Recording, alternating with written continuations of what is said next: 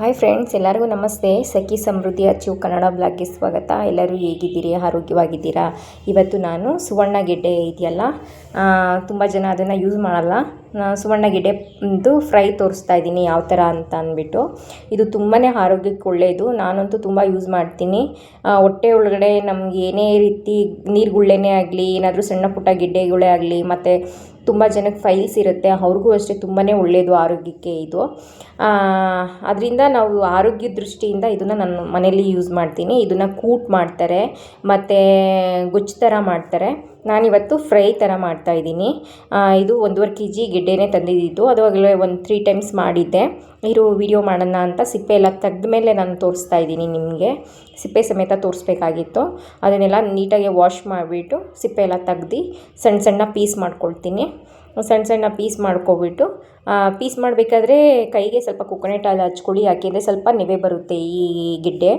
ಇವಾಗ ಬಾಣಲಿ ಇಟ್ಬಿಟ್ಟು ಬಾಣಲಿಗೆ ಎಣ್ಣೆ ಹಾಕ್ತಾಯಿದ್ದೀನಿ. ಇದನ್ನು ಬೇಕಾದರೆ ಕಬ್ಬಿಣದ್ದು ತವಾ ಇರುತ್ತಲ್ವ, ಹೆಂಚು ಅಂತಾರಲ್ಲ, ಅದ್ರ ಮೇಲೆ ಮಾಡ್ಕೋಬೋದು. ನನ್ನ ಮನೇಲೂ ಇದೆ, ಆದರೆ ಹೆಂಚು ಸೈಡಿಂದ ಎಲ್ಲ ಉದುರೋಗುತ್ತೆ ಫ್ರೈ ಮಾಡಬೇಕಾದ್ರೆ, ಅದಕ್ಕೆ ಯೂಸ್ ಮಾಡ್ತಾಯಿಲ್ಲ. ಬಾಣಲಿಗೆ ಎಣ್ಣೆ ಹಾಕಿದ್ದೀನಿ ನೋಡಿ. ಇದನ್ನು ಸಣ್ಣ ಸಣ್ಣದಾಗೆ ಕಟ್ ಮಾಡ್ಕೊಂಡಿದ್ದೀನಿ. ಇದು ಕಟ್ ಮಾಡಿ ತುಂಬ ಹೊತ್ತಿಟ್ರೆ ಆಲೂಗೆಡ್ಡೆ ಮತ್ತು ಬಾಳೆಕಾಯಿ ಎಲ್ಲ ಯಾವ ಥರ ಬ್ಲ್ಯಾಕ್ ಆಗುತ್ತೆ ನೋಡಿ, ಆ ಥರ ಆಗಿಬಿಡುತ್ತೆ, ಸ್ವಲ್ಪ ಕಲರ್ ಚೇಂಜ್ ಆಗಿಬಿಡುತ್ತೆ. ಈ ಥರ ಬಾಣಲಿಗೆ ಹಾಕ್ಕೊಂಡು ಫ್ರೈ ಮಾಡ್ತೀನಿ ನಾನು. ಇದಕ್ಕೇನು ಜಾಸ್ತಿ ಐಟಮ್ಸ್ ಏನೂ ಬೇಕಾಗಿಲ್ಲ. ನಾನ್ ವೆಜ್ ತಿನ್ನೋರಿಗೆ ಗೊತ್ತಾಗಿರುತ್ತೆ. ಫಿಶ್ ಫ್ರೈ ಇದೆಯಲ್ಲ, ಆ ಟೇಸ್ಟ್ ಬರುತ್ತೆ ಈ ಥರ ಮಾಡೋದ್ರಿಂದ. ವೆಜ್ಜವರು ತಿನ್ಬೋದು. ಕೇರಳ ಸೈಡು ತುಂಬ ಯೂಸ್ ಮಾಡ್ತಾರೆ ಸುವರ್ಣಗೆಡ್ಡೆನ. ನನಗಂತೂ ಇದು ತಿಂದಮೇಲೆ ತುಂಬಾ ಆರೋಗ್ಯದಲ್ಲಿ ಬದಲಾವಣೆ ಕಂಡೈತೆ. ಆದ್ದರಿಂದ ನಾನು ಯೂಸ್ ಮಾಡ್ತೀನಿ. ವಾರಕ್ಕೆ 1-2 ದಿವಸ ಆದ್ರೂ ನಾನು ಯೂಸ್ ಮಾಡ್ತೀನಿ.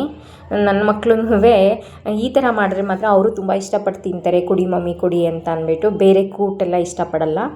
ಮತ್ತು ಇದು ತಿನ್ನಬೇಕಾದ್ರೂ ಸ್ವಲ್ಪ ನಾಲಿಗೆ ಒಂಥರ ಕಡ್ದಂಗೆ ಆಗುತ್ತೆ, ಲೈಟ್ ಫೀಲ್ ಆಗುತ್ತೆ ಒಂಥರ. ಅಂದರೆ ಈ ಗೆಡ್ಡೆ ಇದೆ, ಆ ಥರ ಇದೆ. ಅದು ಬಿಟ್ಟರೆ ಆರೋಗ್ಯಕ್ಕೆ ಯಾವುದೇ ರೀತಿ ಸೈಡ್ ಎಫೆಕ್ಟ್ ಇಲ್ಲ. ಇದು ತುಂಬ ಒಳ್ಳೆಯದು. ಇದು ರಸಮ್ಗೆ ನೆಂಚ್ಕೊಳೋದಕ್ಕೆ ಮತ್ತು ಅನ್ನ ಸಾಂಬಾರು ಮುದ್ದೆ ಎಲ್ಲ ತಿನ್ನಬೇಕಾದ್ರೆ ಸೈಡ್ಗೆ ಪಲ್ಯಕ್ಕೆ ಚೆನ್ನಾಗಿರ್ತೈತೆ. ಟ್ರೈ ಮಾಡಿ ಫ್ರೆಂಡ್ಸ್. ನೀವು ಯಾವುದೇ ರೀತಿ ಹೊಟ್ಟೆ ಒಳಗಡೆ ಇರೋ ಅಂಥ ಸಮಸ್ಯೆಗೆ ಇದು ನಿಜವಾಗ್ಲೂ ಪರಿಹಾರ ಕೊಡುತ್ತೆ. ನನಗೆ ಗೊತ್ತಿರೋ ಪ್ರಕಾರ ನಾನು ಆಯುರ್ವೇದಿಕ್ಕಲ್ಲಿ ತಿಳ್ಕೊಂಡಿದ್ದು ಸುವರ್ಣಗೆಡ್ಡೆ. ಒಟ್ಟಲ್ಲಿ ನಾನು ಯೂಸ್ ಮಾಡಿದ್ಮೇಲೆ ನನಗೂ ಅಷ್ಟೇ ನಿಜವಾಗ್ಲೂ ತುಂಬಾ ಇದರಿಂದ ಯೂಸ್ಫುಲ್ ಆಗಿದೆ. ಇದನ್ನು ಈ ಥರ ಫ್ರೈ ಮಾಡ್ಕೊಳೋದು. ಫ್ರೈ ಮಾಡ್ಕೊಂಡು ಚೆನ್ನಾಗಿ ನೀರೇನು ಹಾಕೋಂಗಿಲ್ಲ, ಅದಕ್ಕೆ ಸಣ್ಣ ಸಣ್ಣ ಕಟ್ ಮಾಡ್ಕೊಂಡಿದ್ದೀನಿ. ಈಗ ಒಂದು ಸ್ವಲ್ಪ ಲೈಟಾಗೆ ಅರಿಶಿನ ಪೌಡ್ರ್ ಹಾಕ್ಕೊಳೋಣ, ಜಾಸ್ತಿ ಏನೂ ಬೇಡ. ಮತ್ತು ಅರಿಶಿನ ಪುಡಿ ಹಾಕೋಬೇಕು, ಮತ್ತು ಸಾಲ್ಟು ಅಷ್ಟೇ ನೋಡ್ಕೊಂಡು ಕಮ್ಮಿನೇ ಹಾಕ್ಕೊಳ್ಳಿ, ಜಾಸ್ತಿ ಹಾಕ್ಕೊಬಿಡಿ. ಯಾಕೆಂದರೆ ನೀರು ಹಾಕ್ದ್ರೆ ಬೇಕಾದ್ರೆ ಅದು ಲಿಕ್ವಿಡ್ ಆಗುತ್ತೆ. ಈ ಥರ ಫ್ರೈ ಮಾಡೋದ್ರಿಂದ ನಾವು ಆದಷ್ಟು ಉಪ್ಪನ್ನ ಕಮ್ಮಿ ಮಾಡಬೇಕು, ಆವಾಗ ಸರಿ ಇರುತ್ತೆ. ಉಪ್ಪು ಜಾಸ್ತಿ ಆದರೆ ತಿನ್ನೋದಕ್ಕಾಗೋದಿಲ್ಲ. ಈ ಥರ ಫ್ರೈನ ನಾವು ಬಾಳೆಕಾಯಲ್ಲೂ ಟ್ರೈ ಮಾಡ್ಬೋದು, ಮತ್ತು ಆಲೂಗೆಡ್ಡೆ ಬರುತ್ತಲ್ಲ, ಆಲೂಗೆಡ್ಡೆಲ್ಲೂ ಟ್ರೈ ಮಾಡ್ಬೋದು, ತುಂಬ ಚೆನ್ನಾಗಿರುತ್ತೆ. ನಾನು ಎಲ್ಲ ಥರನೂ ಟ್ರೈ ಮಾಡಿದ್ದೀನಿ, ಎಲ್ಲದರಲ್ಲೂ ಚೆನ್ನಾಗಿ ಬಂದಿದೆ. ನಾನಿವತ್ತು ಸುವರ್ಣಗೆಡ್ಡೆ ಮಾಡ್ತಾಯಿದ್ದೀನಿ. ಗೊಜ್ಜು ಥರ ಎಲ್ಲ ಮಾಡ್ಕೋಬೋದು, ಚಪಾತಿ ಅನ್ನಕ್ಕೆಲ್ಲ ಆಗುತ್ತೆ. ನಾನು ಈ ಥರ ಮಾಡ್ತಾಯಿದ್ದೀನಿ. ಈ ಥರ ಮಾಡಿಬಿಟ್ಟು ಉಪ್ಪು ಹಾಕ್ಬಿಟ್ಟು ಚೆನ್ನಾಗಿ ರೋಸ್ಟ್ ಮಾಡೋಣ. ಅದು ರೋಸ್ಟ್ ಮಾಡಬೇಕಾದ್ರೆ ಹೆಂಗೆ ಬೆಂದೈತೆ ಅಂತ ಗೊತ್ತಾಗಬೇಕು ಅಂದರೆ ಒಂದು ಪೀಸ್ನ ತೆಗ್ದು ಟೇಸ್ಟ್ ಮಾಡಿ. ಅದೇನಾದರೂ ಅಂದರೆ ತುಂಬ ಸಾಫ್ಟಿಯಾಗಿ ಇದು ಬೇಯಲ್ಲ, ಆಲೂಗೆಡ್ಡೆ ಎಲ್ಲ ಸ್ಮ್ಯಾಶ್ ಆಗುತ್ತೆ ನೋಡಿ, ಆ ಥರ ಎಲ್ಲ ಬೆಂದಿರುತ್ತೆ. ಬೆಂದೈತೆ ಅನ್ನೋ ಫೀಲ್ ಕೊಟ್ಟಾಗ ನಿಮಗೆ ಅಲ್ಲಿವರೆಗೂ ನಾವು ಫ್ರೈ ಮಾಡಬೇಕಾಗತ್ತೆ ಚೆನ್ನಾಗೆ.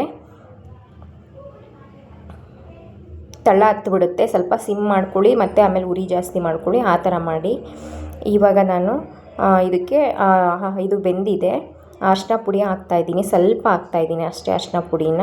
ಆವಾಗಲೇ ಸಾಲ್ಟ್ ಹಾಕಿದೆ. ಇದಕ್ಕೆ ಜಾಸ್ತಿ ಏನೂ ಹಾಕೋಂಗಿಲ್ಲ, ಅರಿಶಿನ ಪುಡಿ, ಸಾಲ್ಟು ಮತ್ತು ಚಿಲ್ಲಿ ಪೌಡರ್ ಇಷ್ಟೇ ಹಾಕೋದು ನಾನು.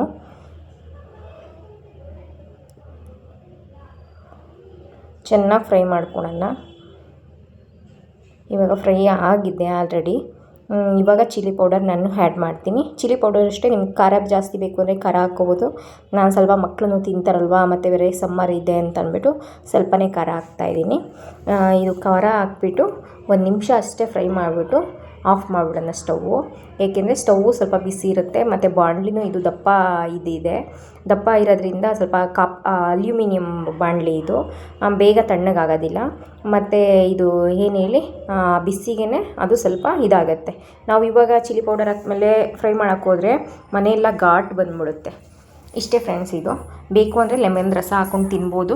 ನಮ್ಮ ಇದು ಫೈನಲಿ ಸುವರ್ಣಗೆಡ್ಡೆ ಪಲ್ಯ ರೆಡಿ ಆಯಿತು. ಯಾವ ಥರ ಬಂದಿದೆ ಅಂತ ನೋಡಿ ಟೇಸ್ಟ್ ಮಾಡ್ತೀನಿ. ಇಲ್ಲಿ ಟೇಸ್ಟ್ ಮಾಡಿಬಿಟ್ಟು ಹೇಳ್ತೀನಿ. ಇದು ವಾಯ್ಸ್ ಓವರ್ ಮಾಡಿದ್ದು ನಾನು, ತುಂಬ ವೆಹಿಕಲ್ ಸೌಂಡ್ ಕೇಳಿಸ್ತಾಯಿತ್ತು ಮನೆ ರೋಡ್ ಸೈಡ್ ಇರೋದ್ರಿಂದ. ಚೆನ್ನಾಗಿ ಬೆಂದಿದೆ. ಫೈನಲಿ ಸುವರ್ಣಗೆಡ್ಡೆ ಪಲ್ಯ ರೆಡಿ ಆಯಿತು. ನೀವು ಟ್ರೈ ಮಾಡಿ ಮನೇಲಿ ಒಂದ್ಸಲಿ. Thank you for watching friends. Bye. Next ವಿಡಿಯೋದಲ್ಲಿ ಸಿಗ್ತೀನಿ.